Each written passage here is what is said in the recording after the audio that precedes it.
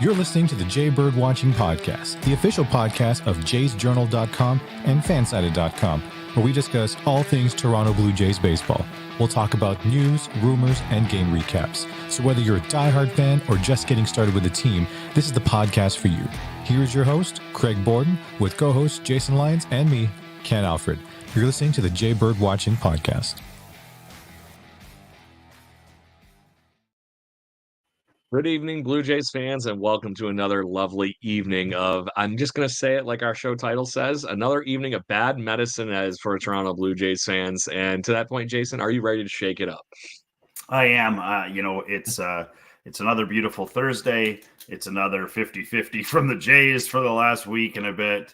A couple of bright spots. Not only from players, but from some of the games. I was able to watch a little bit of some of the games. But overall, I think the title is pretty accurate. I mean, the flu ripped through them, and then so did the Orioles and the Twins. So, I feel like it is what it is, and we've kind of landed on this bad spot. But I'm not going to let the negative vibes of the Jays ruin the Canucks' chances tonight against the Edmonton Oilers. City's alive.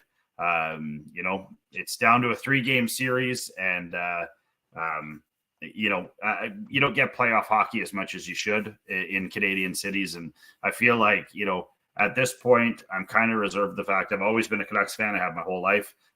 And to be honest with you, this is the first time that win, lose, or draw in this series, I feel like the underachievement that they had been expected to do this year, that I think we're all pretty happy with where things have landed. And remember, if you're at home tonight, cheer for Elias Pettersson. He can't hear you. He needs it. There, that's all I'm going to say. There it is. As you're taking us full around the horn here, because the other fun part about this thing is we wanted to start doing, you and I, some Major League Baseball news in general. And unfortunately, I'm going to focus a little bit on the American League East here a little bit, because the Blue Jays have been playing the interleague in the interdivision part in the last few days. I don't know who did what or what Wheaties that the New York Yankees have unfortunately been chewing on, my friend, but the New York Yankees look like the New York Yankees over the last week, and that's getting fearsome. Yeah, it's interesting to watch. We kind of hit not only the Jays, but the whole American League East. It's almost like they just took a pause to let the rest of the American League catch up or pass them, or at least not stand out so badly when people look at the standings. They're like, like the next division leader wouldn't even be in 8th place in the American League East, and there's only 7 teams. Yes. It's one of those things where the Yankees have been building to this. They've been building, to a team like this, and I think they're finally there. The young studs are really studs. Aaron Judge is playing great. Juan Carlos Stanton is back to being Juan Carlos Stanton, which he hasn't been for 3 years or so. So, it sucks, but you're going to go into the teeth of the lion at some point, and whether it's the Orioles, whether it's the Yankees, whether it's the Braves, who's better, the Dodgers or the Yankees right now? Ohtani's hitting every single thing he can possibly hit 4 million miles. Like the ball he hit in San Francisco the other night, didn't they say it was the deepest ball ever hit in that ballpark? Like it went out. I believe that was correct. Dead center field, almost made it into McCovey Cove at dead center. And if you have ever been there, if you've ever been to San Francisco, that is a country mile. Like that is pushing towards one of the biggest home runs I've ever witnessed in my life. And it's amazing to watch the Braves and the Yankees and the Dodgers just dominate right now.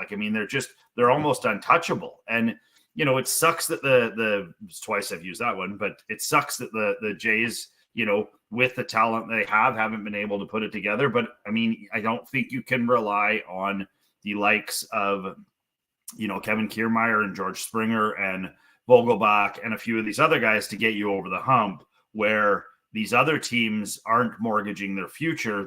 They're relying on their future. Like the Dodgers have always relied on their farm team because they have so many big dollar players. They can't go out and acquire more. So they have to have the guys. Staff.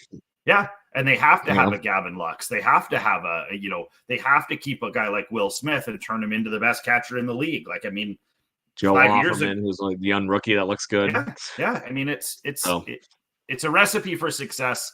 The Jays will figure it out. We've been close, and I'm not selling these Jays out at this point. I mean, there's still, what are they, one game under 500? It is what it is, and you can catch fire for 3 weeks and totally change your fortune. But like 4 games under 500, 4 games under 500. Like we talked about last week, and I think we have for a couple of weeks now, something needs to change. And I don't know how many times the media can say this, and we can say this, and the other podcasts, even though they suck, they can say it. Something has to change. And until that time, until management or John Schneider realizes that something major has to change, i.e. bringing somebody up, i.e., anchoring Bo Bichette or Vladdy or somebody to the bench for a couple of games and let somebody have a chance. I mean, we can't say Bo Bichette anymore because what did he get, 400 for the week? Yeah, he had a hell of a week. And to that point, we're going to get to that piece. You brought up an interesting point on what the catalyst is, and there's an odd 35th anniversary in Blue Jays history that was yesterday. Do you happen to know what the 35-year-old trivia question might be? Okay, famous event in Toronto Blue Jays history 35 years ago, yesterday. 35 ago yesterday. Well, it's not even that far into the season. So, geez Louise. This is a fun one because this became the foundation of a team that went really good for a long time. Was this the trade for for Joe Carter? Negative. That was off season, but think you're not off, but not player related. Oh, Cito Gaston? You are 100% correct. Yesterday was the 35th anniversary of the Blue Jays letting go of Jimmy Williams, who was taking a good team nowhere. And after a 12-24 start, Cito Gaston took over and led the Blue Jays to the almost to the playoffs in that year with a 77-49 record. I love Cito Gaston. Yeah, you're never gonna get me to say a bad word about Cito Gaston. I love everything about him. The division title. There, yeah. I was reading the rest of it. I was like, I thought they won the division. But it misled me in somebody's wording there. But yes, that happened. Yep. And I can't say the Blue Jays don't have the unequivalent of that right now with Don Mattingly sitting on the bench, but I just don't. I think this is a problem like we talked about last week. I think the Blue Jays' internal problems are bigger than John Schneider. Yeah, I 100% agree with you. I mean, again, we've harped on this for a couple of weeks now, and I think that the writing was on the wall a little bit in the Twins series last year when everyone was pointing a finger in a different direction, and we decided to make one of the worst moves player structure wise that I've seen in a long time. There's been some bad ones. Let's not go too deep. There's been some awful moves guys but just to point out there, it might have been like leaving Mitch Williams in a little too long in the 9th inning of game 6. Come on, we love old Mitchie. We love Mitch Williams. Philadelphia fans don't love him. But yeah, I mean, I think this, I don't know that at this point right now that you're going to see anything change above Schneider. I mean, Mattingly may tell Mattingly to take a break. I mean, it's interesting to think how well he was doing with the players in preseason, and then he shaves his beard and everything goes to rat.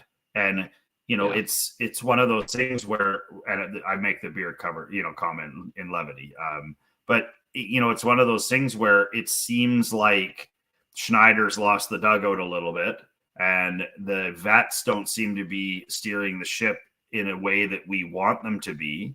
And it's Vlad. It's hard. Vladdy can't step up. He's just not mature enough, and Bo's not loud enough. I think those two guys are put it out on the field kind of type would be the other catch to that. So you're relying on the Kiermaiers, the Turners, the Springers to be that voice in the dugout. And honestly, this is where you and I talked out. I really wish that somebody like Joey Votto would get healthy and get on this team, because I think he might be the leader this team is missing. Yeah, I agree 100%. I mean, I think Justin Turner's done an excellent job. I mean, everything I've seen, like I follow him on all of his socials, and I think that he has caused us a lot of great work, and he's brought that to Toronto, and he's still doing it back in LA. I feel like he's really, sort of, you can always see him talking. He's always up on the top. He's not sitting at, and I saw a cut to the dugout the other day. When he was sick, he was still there. Yeah, and the amazing thing for me is the one of the only guys I saw sitting on his ass against the back wall was George Springer. Like, he's not engaged. He's not the same Springer. He's not excited to be there anymore, even though, that's all he talked about. I don't know if it's age. I don't know if it's lack of winning or what it is, but he's just as responsible for any of that stuff than anyone else is. And the only way we know he was the one that got hit the hardest with whatever this flu thing is they've been all dealing with over the last week. The game I was at on Saturday, and we'll get to that too, that he was sitting on the bench. I couldn't believe he came out and drew a walk. Yeah. So, but sometimes when you need to dig deep like that, like when we were in the provincials a couple of years ago, that team right there up above me, we had one of our star players was deathly ill in a very important game. And when you play Little League, you actually have to play every kid. Like, you can't take kids off your roster, and like, it's so, he had to do something. So he had to get 2, unless we got enough runs, he had to have 2 defensive innings and 1 at the plate. And he went up there and he laid down the greatest bunt I've ever seen in my entire life and ran the ball out to one. Braden Lawson, that's for you. I know your dad is a devout subscriber to the cast. They're up in Kelowna at a baseball tournament this weekend. There you go. But Braden hustled down to 1, beat out the throw to 1. We pinch ran for him, and it started us getting on a roll to end the inning and end the game. And he sacked up like I don't know if I've ever seen. He was gray. He was just chucking in the corner of the dugout. Yeah, oh yeah, it's a cheat. And then goes in there and just flips a switch. And he's like, "Got to get this done. I got a job to do here." And so, kudos to kids like that. And I mean, that's where your David Schneiders and your Ernie Clements and your lunch pail guys. That's where we need a bunch of those guys to come in and show some of these guys what it's like to, chew through a wall for your team. Yeah. And on that note, we talked about getting getting key contributions from the right places. Over the last week, it was nice to see we had 3 gentlemen that actually batted in those 5 games above 500. And that is a resurgent Bo Bichette, a Vladimir Guerrero Jr.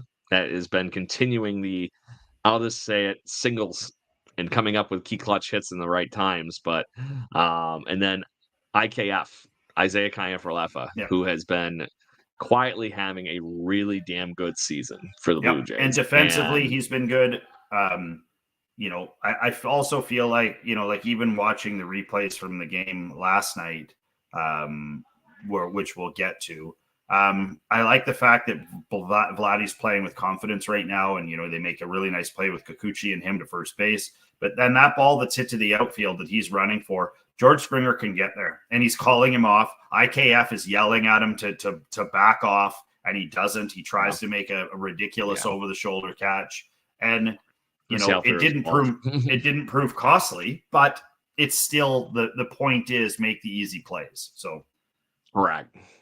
And then that is a team play in that situation. Springer's coming in on the ball. It's not like you said, it doesn't need to be a web gem. Right. It just needs to be an out. Web gem. That's a good one. Going back to the old web gems. Yeah, don't worry. I'll bring out the screaming baseball for the home runs on baseball tonight here at the end of the show.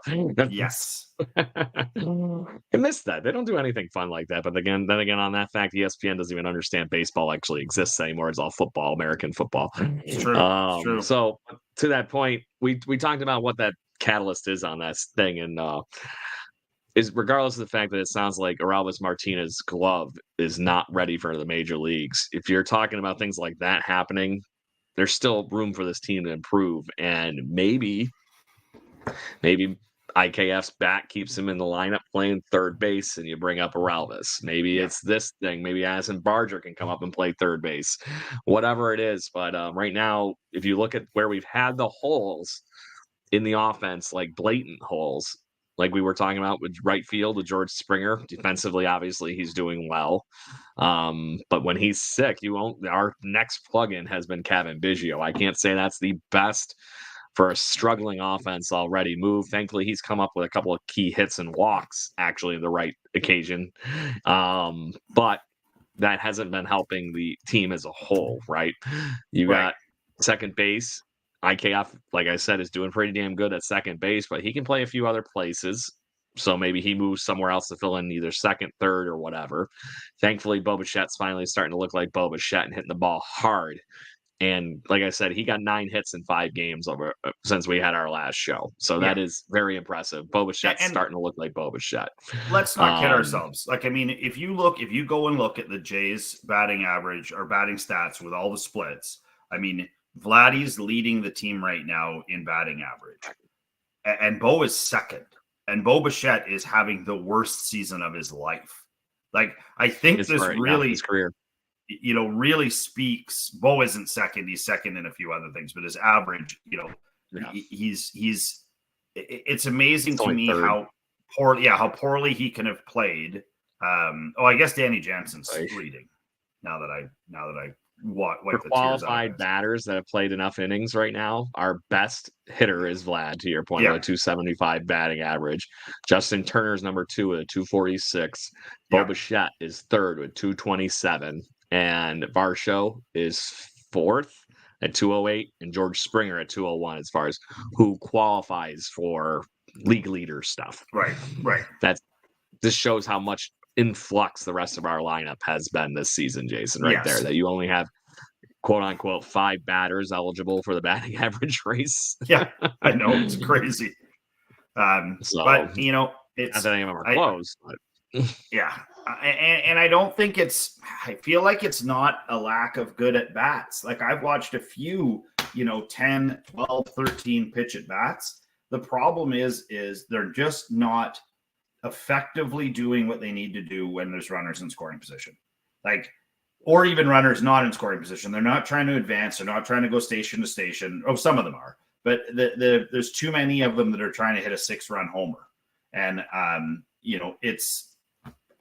it's one of those things where until you have a couple of giant offensive weeks, not games, they've had a couple of big games. They've had a 10 spot, a couple of big numbers they've put up.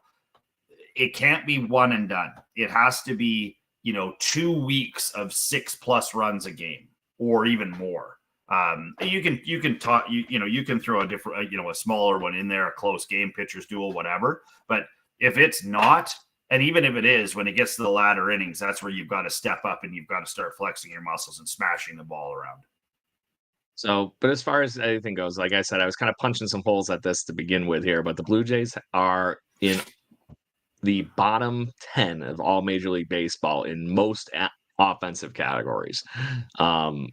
Including nose hair. The only one that they're actually in the middle ground on is they are tied for 15th in all Major League Baseball with 66 doubles. All the rest of the categories, hits, runs scored, all of that, they're in the lower portions of Major League Baseball. And as far as runs scored, we're right there for fighting for last place with the St. Louis Cardinals and the White Sox. I mean, who would have? We knew. I mean, you and I talked about this a while ago that the Cardinals were going, trying to go yard sale. It's not a surprise that they're as bad as they are. But and the White Sox, I mean, they're awful. But when you take a team like the Jays that have a lot of talent on them, our middle relief is slaughtering us right now. They are just hanging the starters out to dry. They're making bad pitches. Like that pitch that Romano threw last night, that's a bad pitch. That's leaving a duck. There's one category we are in the top 5 in something. Offensively? We have the second fewest strikeouts in all Major League Baseball. Yeah, because we would prefer to fly out to shallow left. like it's or hit into a double play. Yeah. God, I don't even want to know what our double play numbers are, especially I with can't find that one right now. Woof, it's probably awful. Nope, but nope, I can find it. I did find it. We are in. Actually, I looked to the bottom. We are 4th place, so the 4th most in Major League Baseball with 38 ground and double plays. New York way to Yankees go, are leading the team. way with 40. The Yankees are leading the way with 46. Miami Marlins, San Diego Padres are the only teams ahead of us, and as many grounds into double plays. Sucks. So that's a 4th time I've said that. Yeah, I mean it's it's not good right now, and I don't think I'm exaggerating when I say that. Bring on Tampa, bring on Chicago. I don't know about Detroit, but at least bring on those two, and let's at least try and string together a couple of wins. Like this is 2 big series.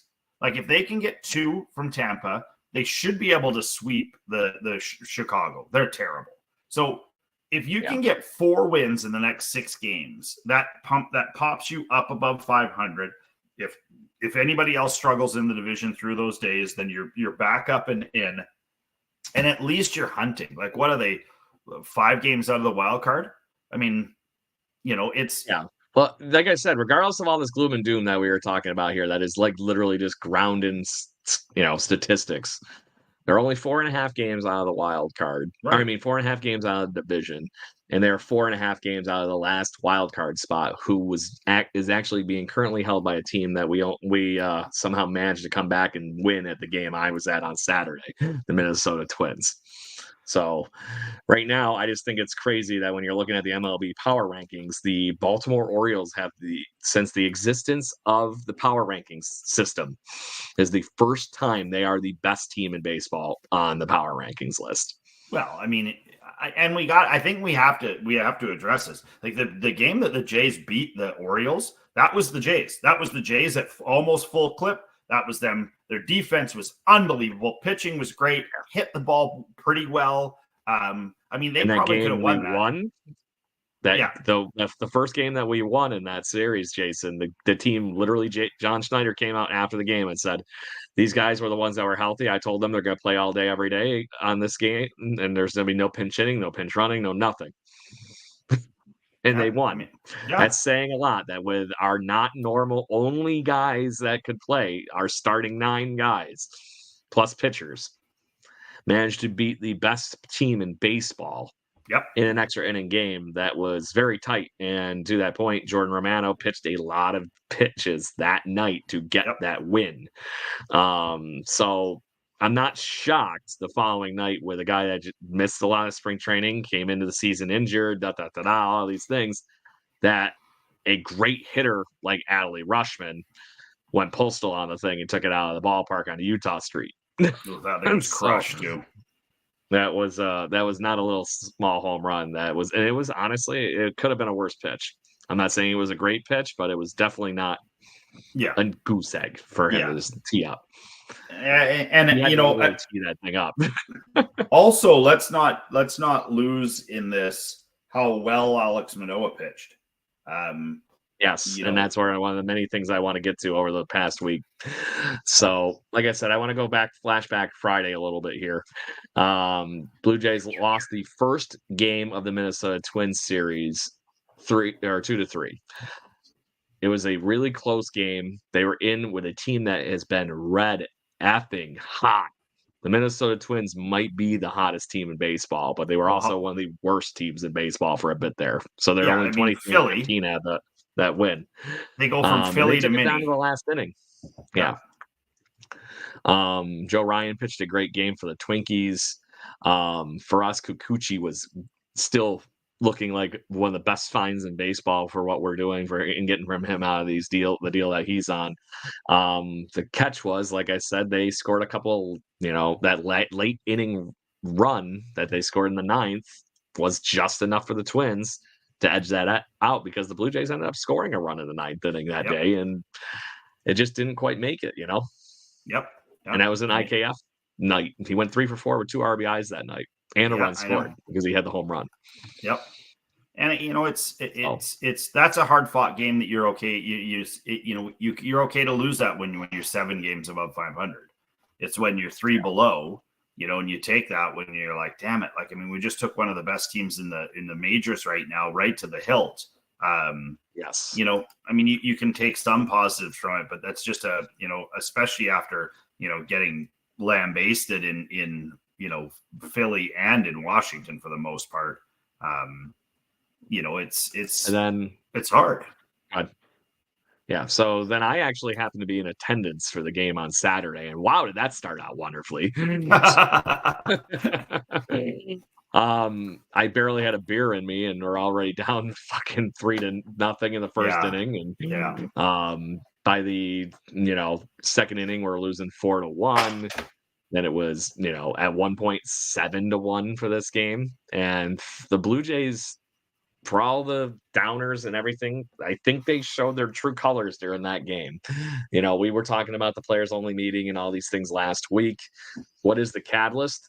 That a win like that might have actually been the thing to flip the script, saying, you know what, we are that good to hang out with teams like the Twins. And look at this, we were down 7-1, and we turned this script around to the point where we win that ball game, which started off with 3 runs in the first, an error, and the guy that ended up being the one that literally helped us dig the hole with a miscue in left field with Davis Schneider. He was the one that turned that game around for the Blue Jays too. Like I said, you miss a ball like that in the first inning, it really lets Kevin Gossman get buried. Yep. That's big for him, though, too.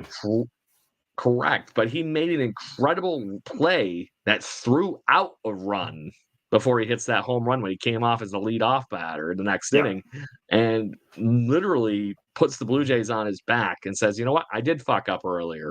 Guess what? We're not done yet. I hear no fat lady. There's no end to this game. So we end up I love his resolve. Chipping away at it. Yeah, I love his resolve, and I love for the kids that are out there watching. Even when you are on a tough team or a team that's going through it a little bit, you can certainly count on some guys. And what it shows you is you can make a mistake, and you could see him. He was mad for a second, and then he brought it all back together and makes a couple of stellar plays to help them win a game. Yes. And like I said, that I was in the ballpark that day. We literally went, there was probably 35, 40,000 people. It was a lot of people there that day. So, and you felt there was no air in that building. And then some of these things started chipping away. Bo hits the home run to get the 3-1, so on and so forth. But it was as loud as it was for some of the playoff games I'd been there for. When Davis Schneider threw that guy out at home plate, it was completely different. So then he comes back and hits that home run to lead off that next inning, Jason. And it was, like I said, it sounded as loud as it's been in that dome with it shut as any other time I've been in there. And it was very incredible to see that jump from the fans. And you could see it lit a fire onto the Blue Jays' ass that finally took them to the, point where they just said, fine, let's go. Game on. And Danny Jansen hits that big home run. Ernie Clement ends up being the go-ahead hero anyways, because he was the one that hit the double there in the price of the game. And I just thought it was great that I got to see Ernie Clement, being a Rochester native, hit the what ended up being the game-winning hit where he's from. That was really cool for me to end up seeing it, because I drove up with a couple of friends and we had a great time. So that's awesome. It was really fun to see that win, but I walked out of that with my friends, who, mind you, aren't Blue Jays fans. They just wanted to come up and take a road trip and hang out at the ballpark and goof around with me. I think my buddy James, at least, might have left that game as a Blue Jay fan. So, because he's never seen I haven't been to a baseball game that was that wild, where you went from that kind of an extreme to the other with us winning. It just doesn't happen. And I will say this. I mean, as much as the fans in Toronto for all of their sports get scrutinized, I have lots of friends who are Leaf fans, and most of us don't like them. It's one of those things, and I'm a Canuck fan, and people hate Canuck fans. So, I mean, I think it's one of those things where the Toronto fan, though, is quite loyal. They expect and they want a winner. And when they're smart, savvy fans, and when they see, things going right, like I even noticed the other night in, I can't remember what game it was. I think it was I want to say it was the 3-2 loss to the Twins. The fans in Toronto cheer at the right times, and I can't say that about the Vancouver Canucks fans in the arena. There's not a lot of corporate people. There's not a lot of guys in suits or ladies in pantsuits. Do they wear that anymore? That go to a Jays game, even a nooner. Solar Pads guy. People go home and they get they change and they put on something normal and they go. You go to a Canucks game during the season, and I see this in other barns too. Is there's suits there, and no suit is there to cheer. I think that the one thing, be an aristocrat, huh? Yeah, the one thing that the Blue Jays fandom does really well, and I like a lot, not different than the guys and girls that listen to us here, is they care. They really do care, and the kids care, and the parents are smart enough to tell their kids what's happening, so that the kids at the games understand what's happening and they want to participate. It's good to see it. It's tough to see the Jays struggling so mightily right now. But my hope is that the next, like I said, the next 2 weeks or at least series, so 10 days, are crucial. I mean, they have to pull themselves up by their bootstraps. They have to get involved and they have to fight their way out of this mire. To your point, it's a perfect capitalization point for them to get some confidence back. And I think they were trending in the right direction here with these last few series, knowing they can go toe to toe with these teams and really get going. But I do want to talk and focus on the one game that we haven't talked about yet from that Twin series, and that is the Sunday game on Mother's Day that the Blue Jays unfortunately lost 5-1 with the bullpen really imploding and letting the Twins basically Carlos Santana us. Holy. I don't know what it is with that gentleman, but stop pitching to him. Yeah, Jay Killer. He's the same thing that Ryan Mountcastle does to us as Baltimore Orioles. There's just certain players that play the Blue Jays well. It's like they see the blue, it's like bull, they man up and crush everything. Yeah. Carlos Santana, for some reason in his career, sees the Blue Jays uniforms and gets all excited. So on that avenue, he was, if you're talking about who really beat us over the weekend, he was a really big part of that. But the flip side of that is Alek Manoah was amazing and looked Alek Manoah. I know it's only one start. Yeah, this looks like the guy we drafted in the first round and who we got to enjoy for basically the better part of 2 years, and then he fell off the face of the planet. Yeah. I'm trying to take that with a grain of salt. If he happens to even do half as well as he did on Sunday, Jason, the Blue Jays have a fifth starter that they can actually maybe rely on here. And you and I were very excited to see what Yeyrod could do for us, and we were trending in the right direction on that conversation, I think, too, before he got hurt.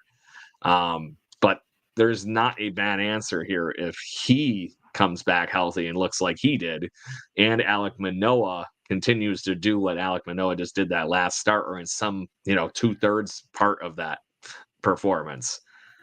That fixes a lot of things for the Blue Jays. It solidifies that fifth spot in the rotation to let those our main workhorses in the rotation 1 through 4 do their job and not feel like the weight of the world is on them to all pitch as well as they have been doing, and worry about like what Gossman did to start that game on Saturday and he lays up an egg. But then you have somebody that actually can come out of the damn bullpen in those, I'd say, the hurry up and eat it up innings. You have somebody like Yeyrod, that wouldn't be the worst thing in the world. Or maybe he ends up being a really nice pairing with Eric Swanson, who's struggled. Jimmy Garcia is incredible right now. Yeah. And to your point, Jimmy Garcia has been, he's been outrageous. How nice was it to see Zach Pop finally look like an actual Major League Baseball pitcher for a couple of innings? Right. And kudos, he's got all the talent in the world too. Oh yeah. So we'll see what happens. 100%. Yeah. Right now, Keegan Matheson wrote a really, really nice write-up yesterday about Jimmy Garcia, and other than the fact that he's saying that he's playing like he's from another planet right now. He has a .53 ERA, 21 strikeouts in 17 innings. Yeah, I mean, if you don't have Jordan Romano in the back of this bullpen, you have Jimmy Garcia that is already just as good. So maybe there is some smoke to some of these other things we'll get to here for the latter half of the show, with the rumor mill clearly starting to kick up in Major League Baseball. But to that point, it's a godsend right now having Jimmy Garcia as one of the other, nail drivers at the end of this bullpen. It's the only bright spot. If you go top to bottom on our middle relievers, Swanson, Meza, Richards, Cabrera, Pearson, and Pop. You couldn't get for a while now. You can't get a reliable inning out of any of them. And I don't understand it. I understand when guys are squeezing it and they're missing the zone. I'm okay with that. Keep missing the zone. Just don't correct your error by throwing one right down Main Street, which is what exactly. especially Swanson. Swanson is he might as well be throwing BP when he starts to struggle. And he's got this sort of I don't give a crap face going on with that bad mustache. Like it's as a fan and as somebody who, is following the team. Probably no more than any other, hardcore fan, but he's got to get back to his hotel room or back to his house, watch that replay and be like, I probably should look like I give a shit. Like my give a shit meter should go up just a bit. So people don't see me on the street. When he was and clean beat cut me up. Eric Swanson, nobody could hit clean cut Eric Swanson. Right. Shave that thing like Danny Jansen in the middle of the damn game. Caterpillar off your face. You weirdo. To that point, he might be in that ballpark. If you got to change something up, something ain't working. And it's amazing. Me being a superstitious old baseball player too, it's amazing what the stupid things are that shake up your day just enough to be able to get something solid out of it. It's just what it is at the end of the day, correct?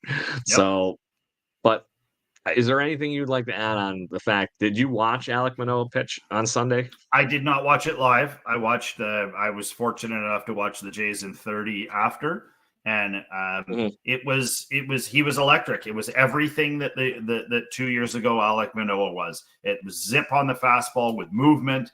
His breaking stuff had great fall off, and I like that his fastball was working in every way it was being thrown. It was hard.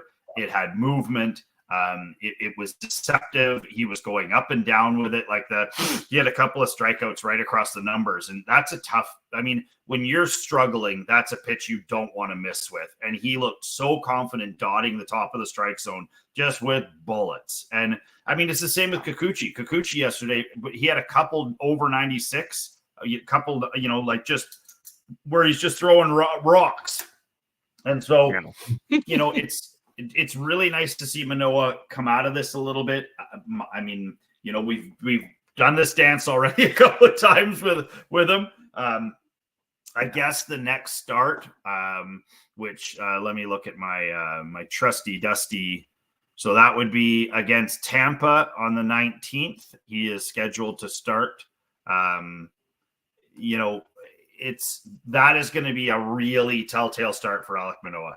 If he can throw another good start up, then the veil has been lifted, and he's starting to work his way back to being a regular starter. If he flops back and gives up 6, then we know he got lucky for a day. Yeah, and that's my fear right now. But the thing that impressed me enough in that start was the fact that I think you nailed the ballpark pieces that are the actual pitching tangibles, right? My worry, or not my worry, but what I noticed watching him was the fact that it looked like the swagger was back a little bit. He's looked a little flat, disappointed. Obviously, he's been going through a lot on the mound, up and down in the minors and back to the majors, a million different voices in his ear. I don't know if he finally tuned all that crap out, like he said during his after interview for that day. Maybe it was the braids. The biggest piece. Yeah, the biggest parts of that whole thing is it reminded me a little bit more of that swagger from when he was in the All-Star game where, he was mic'd up for the one inning he pitched. Yeah. The 3 punchies and he jumped off the mound kind of thing. It felt more like that intensity, not just, I'd say, bravado. There's nothing wrong. Move on. it felt like he knew he belonged there. You know what I mean? He wasn't just the prima donna that showed up and said, "By the way, I'm going to try doing this today. Hope it goes well." Yeah, You can't he do that didn't. at major league level. You need to know you're good. You need to know you're there to walk the walk. Yeah, I think that he's been wearing his other starts quite a bit, and I think you're 100% right. This is the first time he looked like he'd wiped the slate clean. He was like, I'm just gonna let my talent do what it can do. I mean, I know what I can do. I don't have to change all that much. And the thing for me with that performance is he was dotting everything out of the zone. So he wasn't giving them anything to hit. And I mean, I hate to go back to Kikuchi again over and over again, but I think that is the comparable is Yusei is hard to hit. He doesn't live in the strike zone. And I watched him run through those Orioles yesterday like bad chili. Like, I mean, he was just dealing, and they were looking at him like, dude, like, don't throw me that slider again. You're making me look like a donkey. Like, and good pitchers can make good hitters really bad. And so it's, I like that Manoah had a lot of zip on it. It was moving away, and towards the lefties, which, I mean, if you're a lefty and somebody's got 97 plus and it's breaking in at you, like, come on, what are you going to do with that? Like, might as well just flip the bat around backwards and hope it hits you. Like, but it's nice to see it. And I mean, it's not that Gosman or Bassett or Bassett have pitched poorly. They're in the zone. They're living in the strike zone, and you get hurt when you live in the strike zone. Jimmy Garcia is not living in the strike zone. Like you said, I don't think he ever is throwing the ball in the strike zone. He's just whatever he's doing. He's got the batter's so freaking uncomfortable. And Cabrera left, down, right, everything. Cabrera looked good last night, and again, he gets that pop up to end the inning, and Vladdy drops it, and you could see it on his face. He's like, my son is a contact pitcher. Like, he knows he's not going to overpower guys. But he pitched last night, and he made 2 or 3 of the better hitters in our league look like complete and total, like they'd never played baseball before. And when a kid from the other team comes up to you and says, you have to stop throwing me that curveball, you're doing it right. My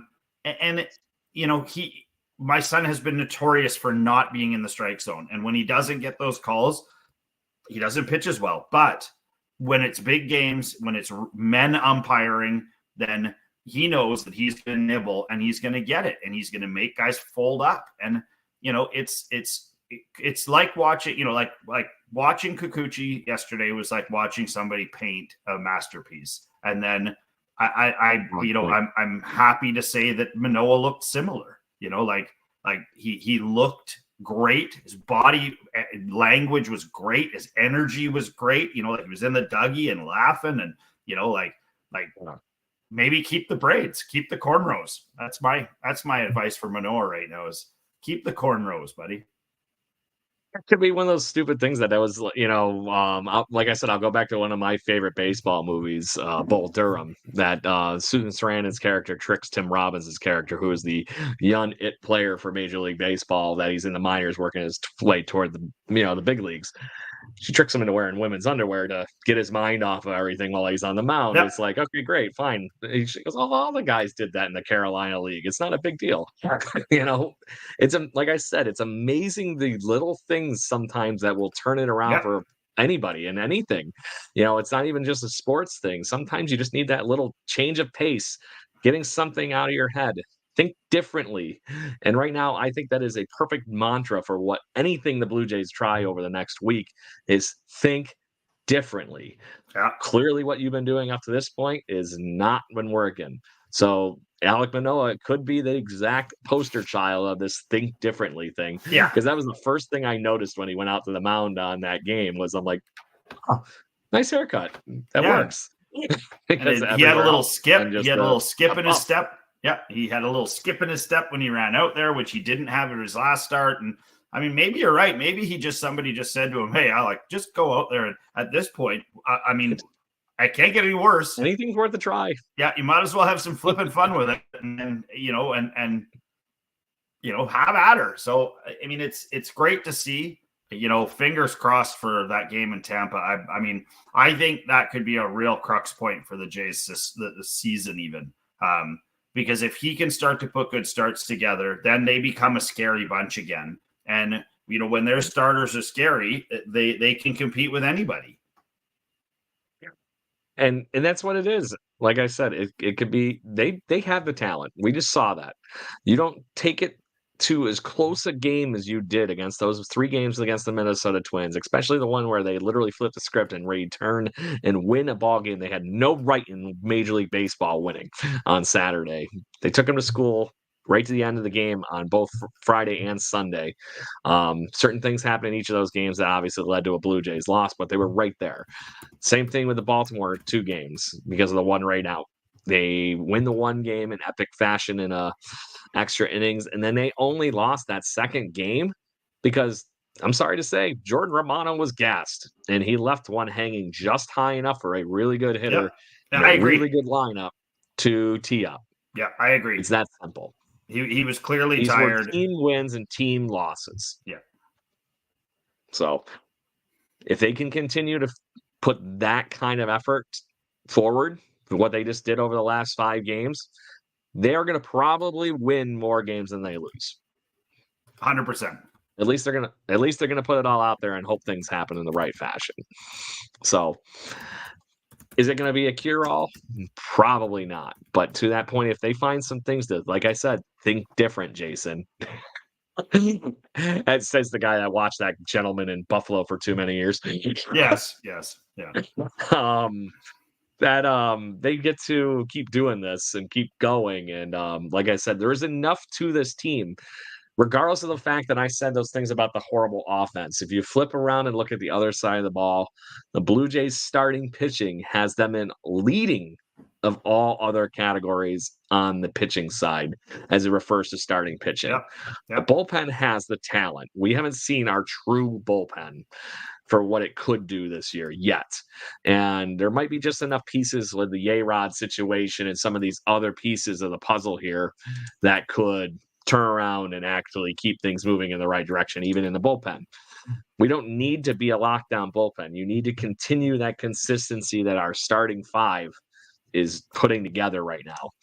And if you could keep these a 2-3-run, 5-run games, the Blue Jays can have a chance to win some ball games.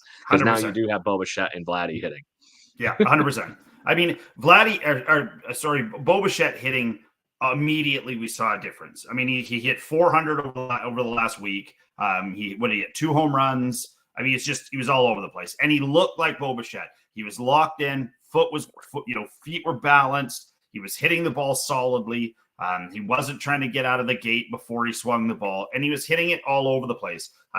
When Bo Bichette is going, the fear for the other team is how easily he can hit the ball to Oppo. He does it without even trying. He's really, really good at it, and it's really hard to defend because defensively you want to shift, and then he rips one down. He's taking everything. Then he rips one down the third base line, and you're like, well, okay, well, what do we do now? We can't spread out to cover him. Yeah. And if you watch, that's where he started getting his hits, is he spreads them out first, and then he increases the gap size and just puts it in the gaps. And the home run he hit was to sort of center towards right, which for him, that's not his power alley. His power alley is over on the other side. But I mean, if he can keep hitting those spots, I mean, he's an excellent baseball player. Let's not forget about that. Oh, and if he starts coming around, then The one thing I'm gonna say here is, and I hate using this analogy, but this is what I'm going to use. The Yankees, like I said, were having a really rough go on it. Finally, Aaron Judge, former MVP kind of player, is finally showing up for the Yankees, and they're going off. Bo Bichette is that guy for this Blue Jays lineup. He's the catalyst. He's the spark plug. He's your Paul Molitor in your Whamco. Vladdy's going to do Vladdy things, but Bo Bichette getting on base and doing Bo Bichette things for this lineup has been the igniter over the years. So it's so important. Get him right, keep it moving. And I think that's right now that's starting to form. Yeah, it's so important to have Bo going. The nice thing for Bo Bichette is he's actually proved that he's more than willing to go into any part of the lineup as well and hit. I mean, I think obviously he's a baseball player. He likes hitting at the top. That's always where the best guys are. But I mean, it's for him once he's going, and maybe this is it. Maybe that was the catalyst. Maybe that was the thing. And if you guys ever want to see, so Aaron Judge, one of the turnarounds that he had in his swing 2 years ago, there's a video with him with Harold, what's his name? Harold Reynolds. Reynolds. And he's talking about where he models his swing. And lo and behold, who do you think the first person he discusses as modeling his swing after? It's Bo Bichette. And he literally says it. He said, I had to change my swing, and I looked at a guy like Bo Bichette, who's smaller than me and can hit the ball farther than me. And how was he doing that? And so mechanically, when you watch Aaron Judge, his swing is very similar to Bo Bichette's. It is. It really is. He's just, 6'9", and Bo's not. So, I mean, monstrous. Yeah. And so I think that speaks a lot to the respect that Bo has in the league as a player. And, I've heard some rumors, like I know that we may touch on it. We've only got a little bit here, but we may touch on the fact there's been some rumors, going around about trade talks and all the rest of it. And one of them, obviously, what's been brought up is that there was talk about trading Bo last year. And now, because he's hot or getting hot, this would be the perfect time to unload him. And as a fan of the Jays, you're going where I was going. So if you want to just segue point there when they're good to go on that, my friend. All right. As a fan, as a person who loves the sport of baseball, Jays management, do not trade this guy. And if you do, you better get a king's ransom. And when I say a king's ransom, it better look ridiculous. Like, it better be like, whoa, did we just fleece the Cardinals or the Pirates or the Reds or whoever the hell it is? But it better be ridiculous, because if you give this kid away, it'll be the end. This is the equivalent of what should have been the Mookie Betts trade for the Dodgers. This 100%. Is if the Orioles are knocking on the door, you're getting Jackson Holiday. You are not getting a pile of should-be's. No. Because Bo Bichette's still going to be a guaranteed Blue Jay for 3 more years. Yeah, and an all-star. So, he's going to, if I had to make a $10,000 bet right now whether Bo Bichette ends up in Cooperstown, I'm saying yes. I'm saying at this point right now, he's arguably the best shortstop in the game. And like where does he go? He's an excellent baseball player, and you cannot mortgage a guy like him to make, and you can't be making mistakes. I mean, if you can get some studs, he's only got this year and next year. Yeah, he's a free agent in 2026. Yeah. But I mean, either way, that's still insanely controllable for a team that would want to win now. And the team that's been, like you mentioned, Jason, the Dodgers are the ones that are talking this. Yeah. You talk about a team that wants to win now with a lineup that's already obscene and getting a good shortstop like Bo Bichette to, move Mookie back to a normal position. But he's doing, mind you, Mookie Betts is playing MVP level shortstop right now. Let's not it's even talk insane about how well he's like fish out of water you thought he would be. What do you think the Boston Red Sox? What do you think the fans of the Boston Red Sox think about the Mookie Betts deal at this point? I'll give you about 2 fingers that are not in the very fashionable way of saying it. Yeah, it's, I believe, Stone Cold But Steve I don't think they're pointing them at Mookie. No, they're not at all. Front office that dropped that ball so hard, it's not even funny. And it's you traded your franchise. Yes, you mortgaged your franchise for nothing. And the thing with me is that teams always talk about Hernandez is back on the Dodgers. Yeah. Teams talk about win now mentality. Do you know how long the Dodgers have had a win now mentality? The last 10 years. Do you know how long the Braves have had a win now mentality? The last 10 years. I mean, those two teams effectively, when they get to a spot like the Jays are at right now, gloves are off. They make sure that the guys they want protected are protected, and everyone else is fighting for a job.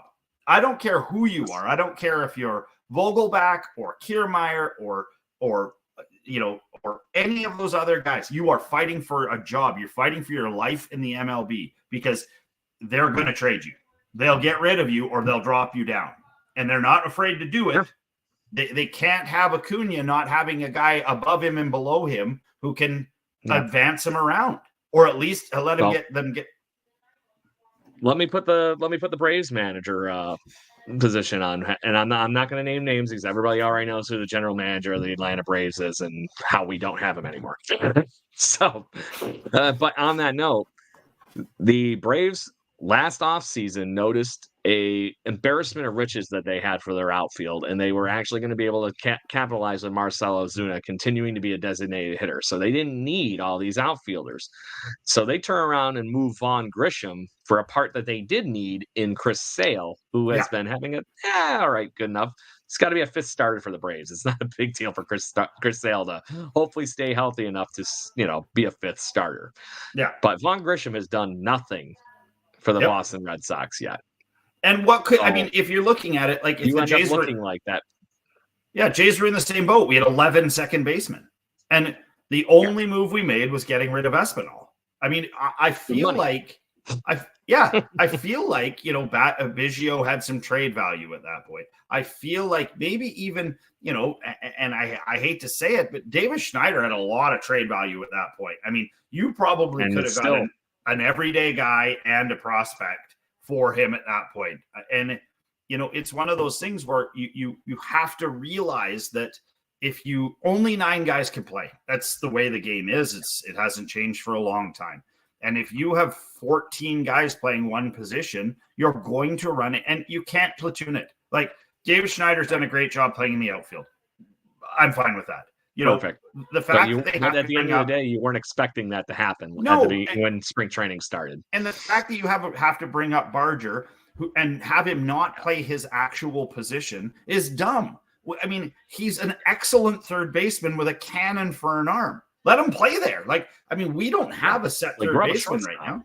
Yeah, put him at short. Yeah. I mean, he's athletic, he's strong. See the tea leaves, for God's sake. To that point, these are marketable pieces that you're talking about for these trade rumors, season things that are going up. And then the one that came up actually in recent Blue Jays broadcasting was the fact that Buck Martinez brought up the fact that the Orioles were already asking for Jordan Romano, for example, because that is the one thing right now that the Baltimore Orioles have a weakness in is their end of their bullpen. They have enough arms that throw out there and eat up innings, but they have nobody that has that lock down mentality, and that's because you don't have the Craig Kimbrell from 4 or 5 years ago. You have I'm sorry to say, I'm approaching the end of my career Craig Kimbrell, who is still, by the way, probably a very good serviceable bullpen arm, but he's more exactly. You've got him more in the as much as I love Jay Jackson, Jay Jackson is obviously a regular everyday reliever at this point in his Major League Baseball career. He's not the starter he once was, and Craig Kimbrell's gonna be a Hall of Famer, but there's a reason that people eventually retire, and he's closer to that than he is to obviously being the uber level closer that he once was. Right. So the Baltimore Orioles are shopping actively for a major league closer. Yeah. You can't. Jordan Romano's got enough control that the Blue Jays trade him and get anything back. I would say that if you're talking about doing any level of soft rebuild here, that he's probably still a Toronto Blue Jay at the end of the day, because you're hoping that he's going to be your closer. Yeah, I mean, I don't think, I think that the Jays have enough where you could probably continue to have like Yimi Garcia could be our closer. He's proven in the past that he can do it. If we need, if Romano is demanding enough, then I think you got to pull the trigger on that, because Jordan's been hurt a lot. He's been inconsistent after those injuries. And I mean, if you can get value from him, he's a good Canadian kid. I'd hate to see him go, but it's one of those things where at this point you have to start taking advantage of what we do have to give to teams that need it, that are locked into the playoffs. Like there's teams already that are going to pay for it. Yeah, exactly. Because they've the value to. Jordan Romano's 31 years old, and he's currently worth $7.75 million for a season. And he's not a free agent until 2026. So after the 2025 season. So it's that same window we were just talking about with Bo Bichette. Yep. But to that point, like I said, what are you hoping to achieve in that time frame? Are you hoping to get a reset here and get the Blue Jays back in business in a year so you can still capitalize on Vladdy and Bo Yeah. if they're still here? I think so. It's all these kind of questions that they got to start answering if they want to start moving some of these pieces around. And I agree with you, Jason. If you had to, I'm sure there's something that we could do. And to your point, right now, maybe you're getting enough with just Jimmy Garcia trading and keeping Romano. Yeah. I mean, the only other one I would consider, and he's a free agent at the end of the year. I think it's blasphemous that I even say this, is I feel like one of the most valued pieces we have, if it's going to go tire fire, is Kikuchi. I think that there would be a lot of suitors. I think you could probably demand a very high price for him. And I mean, can you imagine him on the Dodgers or the Braves or any of those teams that are challenging? I mean, if you've got a deadly offense with that guy just dealing, and again, I'm not saying trade him. I'm not saying that's the right move. But what I'm saying is right now, he's a very valuable piece. And I agree with that, but I'm still not in the tear it down mode yet. There's still enough that I have to see here for the next, I'd say, month before I'm really lighting the whole thing on fire and figuring out how to start over for next season already. 100%. I want to mention one thing that came in through the X channel from Patrick Flannery is, that I think he's saying that don't touch Jordan Romano. So, but at that end of the day, I think that would be the general accepted vernacular for most Blue Jays fans on the train, Jordan Romano. And like I said, I think it would be one of those things, Jason, that it had to be a move heaven and earth kind of like thing to be able to make it happen. And right now, I don't remember the exact time frame, but I think it was they did on one of the most recent Blue Jays broadcasts, they showed since Romano's debut, he's been that whatever that date was in time a few years ago. He's been one of the top 5 closers in Major League Baseball. So there, like you said, there's trade value there, but I also, if I'm hoping to win on any level, I need Jordan Romano. Right. So it's either it's going to come down it's going to come down to fire sale or build it up. And build it up, we got options. Build it up, we've got Buffalo. Build it up, we can build internally. Tear it down, it's going to get ugly. And it's going to get very ugly, especially for all Blue Jays fans. I don't know if Jays fans can take it. The 36 thou that were there may quickly turn to about 6 thou if they start axing this thing. But I'll cancel my 3 other road trips, I can tell you. Can't take that.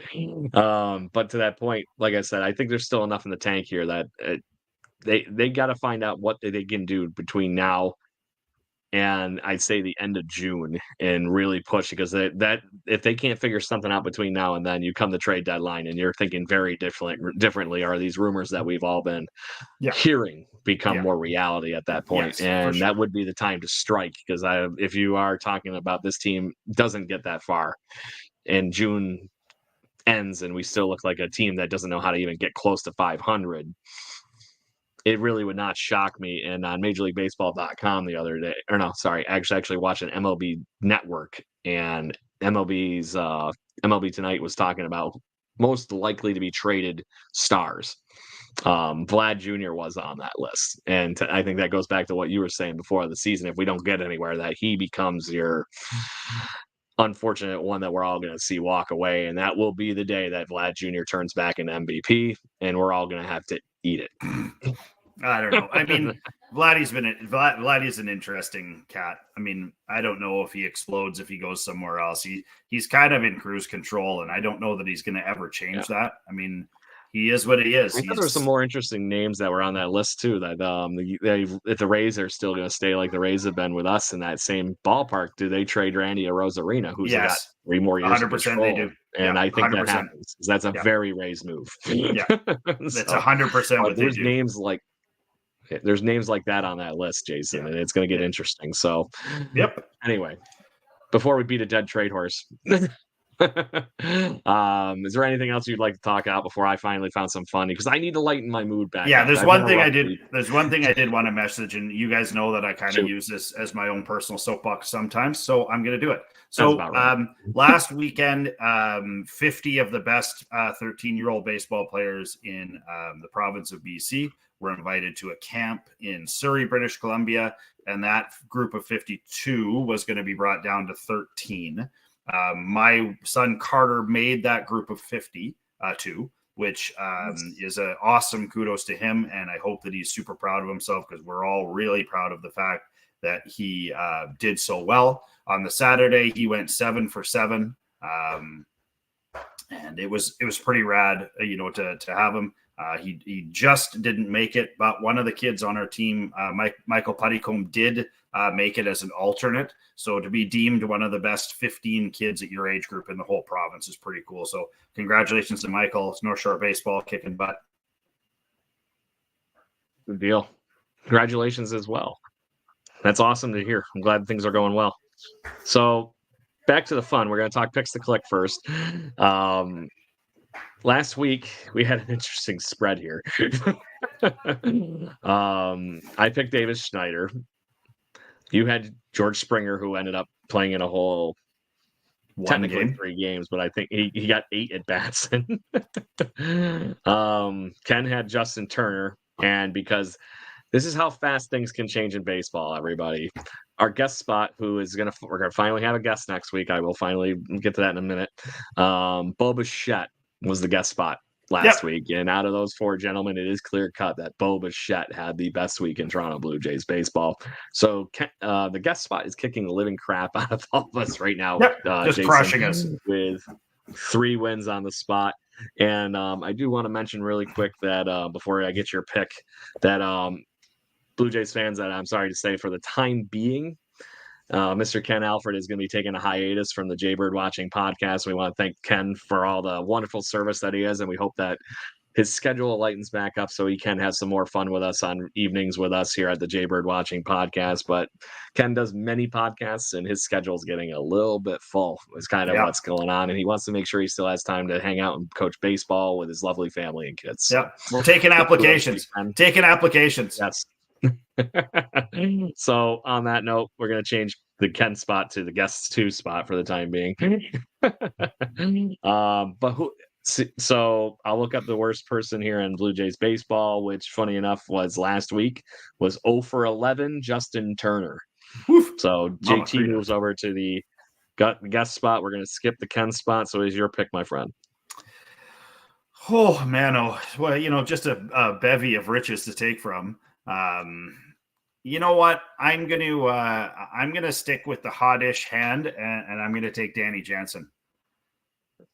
It's a good pick, Danny. That home run he hit at that game on Saturday, I looked down for like 0.2 seconds when I didn't realize the pitch was in. I heard the click of the bat, and I'm like, it's gone. And my friend's like, what the fuck's gone? What do you mean? Where are we going? And I knew Danny Jansen was at the plate. I heard the click, just looked at the left field wall, and I saw this thing screech into the stands and basically just run out of stadium and run into a wall. And the launch angle on that home run, when I saw it, Jason, was 22 degrees. Yeah, I know. It was nothing. It was just call that a fern at 110 miles an hour. Yeah, exactly. So Danny Jansen has been on fire at the bat since coming back. And to that point, I'm going to continue. I have not done my Vlad pick yet. So I'm going to hope that Vlad continues to hit the ball hard. I think some of these balls that he's been hitting hard over the last week are actually going to start turning into actual hard hit line drives. He's a slight launch angle away. In the right spot. Yeah, correct. He's barreling, he's barreling it. Yeah, spiking it. So that's my hope for this coming week in Blue Jays baseball. And I did find us some fun because, like I said, I needed something to just warm my cockles of my heart and make me feel a little bit better about everything that's been going on in baseball, everything around inside. I have the Munenori Kawasaki feel good vibes real here on MajorLeagueBaseball.com. Because how can you? I miss having a guy like this on our team. That's just that unifying person, right? I don't know if we have that person that's just the full-on goofball that brings the team together. And just remember, Jason, monkeys don't cramp. No, never ever. Never ever. So, and to that point, having a good baseball player, everybody remembers that Munenori Kawasaki was, this clown and wonderful goofball that you have in the dugout, and have him screaming at the top of his lungs with the best interview in baseball, Mark DeRosa. But he was a really good player for us, a really good role player that was very similar into what we're seeing as far as a role player on quality with what we're seeing from IKF at this moment, So I think it's just really, I think we're missing that there's that catalyst piece like we were talking about. You're missing those silly little things. Maybe just seeing him will spark it. Maybe just seeing a little cooch will spark it. Little cooch in the gooch. Yeah, I just miss having somebody dancing the dugout every once in a while. And, like we were even just talking the silliest things with a home run jacket. There's got to be something. And I don't know what the weird, sword move. I don't know what it is either. I don't like it. But it's not enough. No. It needs to be something. Yeah. Build. Go for it. Does it turn into everybody on the bench turning into a lightsaber fight or something when you it's not good slash yet. the sword? No. But got to miss that part. But to that point, Jason, anything else? No, that's it, buddy. Got to roll. Got kids to get to umpiring and dinner to eat. Yep. Good deal. Blue Jays fans, thank you very much. We saw plenty of you on Twitter and Instagram and everything this evening. Again, please make sure you hit us up with your comments. We want to see it. You can be like Mr. Patrick Flannery tonight that got his name posted up on the show with a wonderful Mike Wilner / Jordan Romano comment. Join the conversation. That's the whole point here. And if I'm going to be heading up to Toronto, I'll make sure I do a better job of advertising. And I'm going to be wandering around the pubs in the ballpark to make sure you can come and join and talk to us. Maybe I'll record some tidbits for you on the show. But to that point, I'm going to be on the Walk-Off podcast this Sunday for the Lawn Toss episodes, so you can catch us there, or at least me anyway, Jason. But in the flip and the reverse of that, we are going to get Scott Belford of the Walk-Off podcast next Thursday on our show. It's been a long time since he's been on the show. We are going to rep that back up because he's having a promo for his comedy tour, along with they're hosting an actual event at a comedy club again in Toronto, which I happened to attend last year and had a wonderful time. I'm hoping that I can get back up there again and have a wonderful time with everybody too. That was actually where I had the pleasure of meeting Davis Schneider and Jay Jackson at that event. So that'll be Baseball Town at the comedy club in Toronto. But we'll make sure we give you those details next week when Scott is on the show. So until then, make sure you get your listening of the Jaybird Watching podcast wherever you happen to get your podcasting pleasures from, whether it's Spotify or any of those wonderful places. We are there and ready to chat with you as well. And we are the official Blue Jays podcast of jaysjournal.com, part of the Fansided network. And that's it. Burton Jason, I got nothing. So that's it. 1, 2, 3. Woo! Let's go Blue Jays. Let's go Canucks. Go Canucks, go! Thank you for listening to the Jaybird Watching Podcast. Please follow us on Facebook, Instagram, Twitter, Twitch at BirdwatchingGC, and our YouTube channel. If you want to support the show and get extra content, please consider donating to our Patreon at patreon.com/birdwatchinggc. Go Jays, go.